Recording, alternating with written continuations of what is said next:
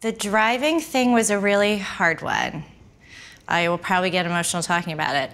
We've always had a car in the city. We've always enjoyed the idea of having that freedom. You know, when you're a New Yorker, you love New York, but it's also nice to have the ability to escape the city when you need to, once or twice a month.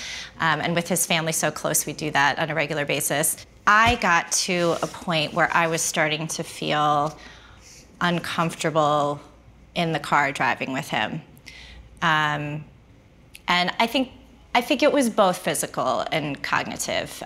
With the tremor he has in his right side, I was always very nervous that, you know, what if, you know, he gets a sudden tremor in his leg and slams on the brake, or, you know, what if his hand starts going and he swerves?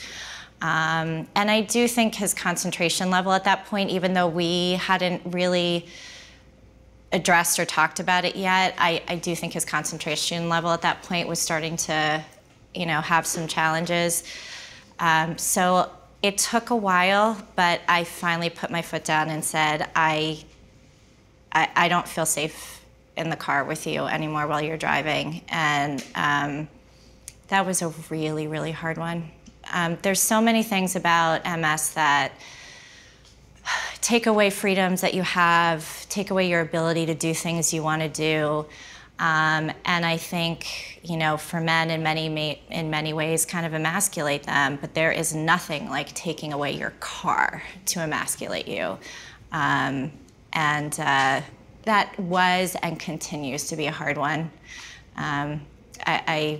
I know, whether he says it or not, that every time Glenn gets in the car, it's still a hard thing to face, that he's crawling into the passenger seat instead of being able to get behind the driver's wheel. I used to drive a lot, but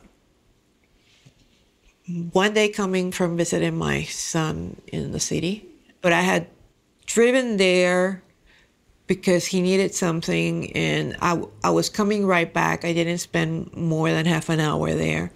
And at one point, I realized I didn't know where it was at all. And I could not understand either what the GPS was telling me, because the GPS kept talking, and I kept looking at the GPS, and I didn't know what they were saying. And I almost panicked. And I had to control myself and think. I said, okay, relax, think, you know, calm down, and the GPS will take you home if you can pay attention to it.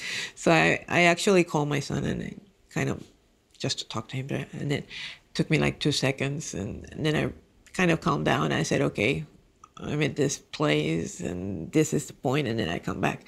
But that's one of the aha moments that tells you, okay, you cannot do anything that anymore. You know, you cannot drive that far because you can get into trouble, you know, if you do that.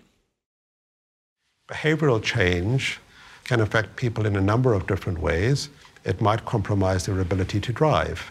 So if you're cognitively impaired, if your thinking has slowed down, if your speed of information processing has been affected, if you don't have insight into that, if it's coupled with poor judgment and perhaps a degree of neurological impairment as well, then one can readily understand why driving might be hazardous for certain patients.